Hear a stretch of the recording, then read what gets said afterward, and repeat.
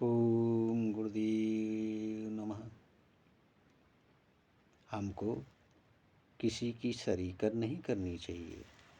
उसने ये कर लिया, उसने ये ले लिया, उसने ये ले लिया, नहीं। या हम ऐसा कर, वो ये करता है, हम भी ऐसा करेंगे, हमारे साथ ऐसा होगा, नहीं, नहीं हो सकता। उसी कार्य से किसी को फायदा होता है और उसी कार्य से किसी को नुकसान होता है, क्योंकि हम सब अलग अलग प्रारब्ध लेकर पैदा हुए हैं। उस परमात्मा ने सबको अपने लिए चुना है और साधन सामग्री जो भी वैभव जो कुछ दिया है उसने सिर्फ इसीलिए दिया है कि तू मुझे आराम से पाले, और उसका कोई प्रयोजन नहीं, और इस शरीर का भी कोई प्रयोजन नहीं है। माना कि हम उसकी शक्ति का, उसकी ऊर्जा का गलत इस्तेमाल करते हैं, वो बात अलग है। शास्त्रों में जो शास्त्र विरुद्ध कार्य करते हैं उन्हीं को राक्षस बोला गया है। मैं नहीं कह रहा, शास्त्रों में बोला गया है, मैंने जहाँ तक पढ़ा सुना है। तो हमको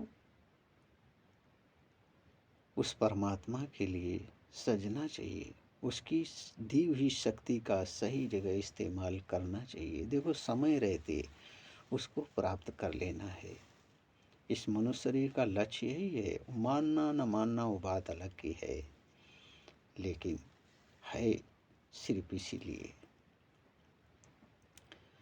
इसलिए हमको सतर्क रहना चाहिए हमेशा। जो भी शरीर निर्वाह के लिए जितने संसारिक पदार्थ हैं, शरीर निर्वाह के लिए इस भाव से हमको इस्तेमाल करना चाहिए। भोग बुद्धि से इसका इस्तेमाल नहीं करना चाहिए। भोग बुद्धि ही बांधने वाली है, भोग बुद्धि ही पतन करने वाली है, भोग बुद्धि ही नरक में ले जाने वाली है। इसलिए हमको हमेशा सावधान रहना चाहिए, सावधान और सतर्क रहना चाहिए।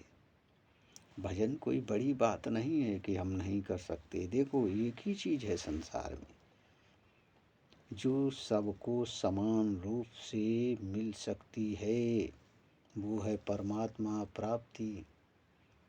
इसमें कोई योग्यता नहीं देखी जाती।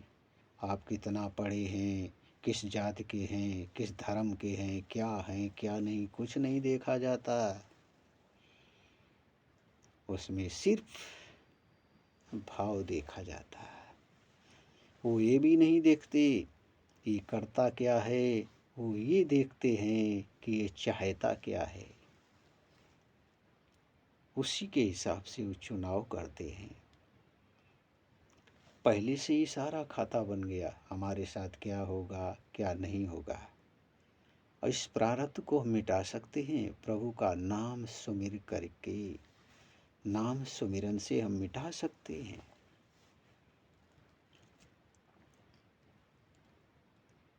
हम रोज मर रहे, आश्चर्य की बात, रोज मर रहे, लेकिन आश्चर्य जब होता है जब ये कोई मर जाता है तो संसार क्या कहता, फला व्यक्ति मर गया।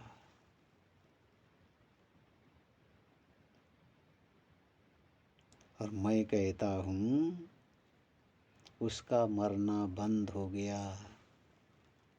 मर नहीं गया, मरना बंद हो गया।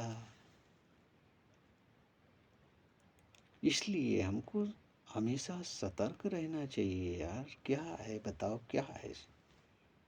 कुछ है? बैठकर सोचो एकांत में, हो सकता विवेक जागृत हो जाए।